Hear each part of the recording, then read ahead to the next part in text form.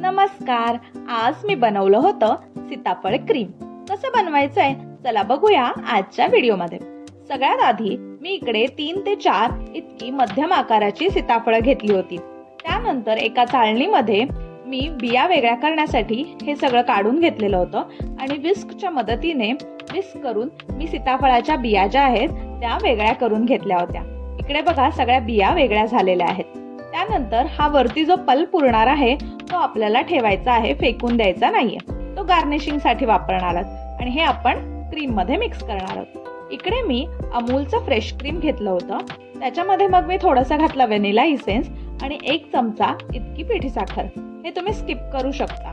त्यानंतर छान असं विस्क करून घेतलं. थोडीशी कन्सिस्टन्सी घट्ट झाल्यावरती त्याच्यामध्ये आपण सीताफळाचा पल्प जो आहे तो मिक्स करणार आहोत आणि मग मी त्याच्यामध्ये आईस्क्रीम घातलं होतं. हे ऑप्शनल आहे, तुम्ही स्किप सुद्धा करू शकता. आणि मग थोड्या वेळासाठी फ्रीजमध्ये ठेवलं होतं.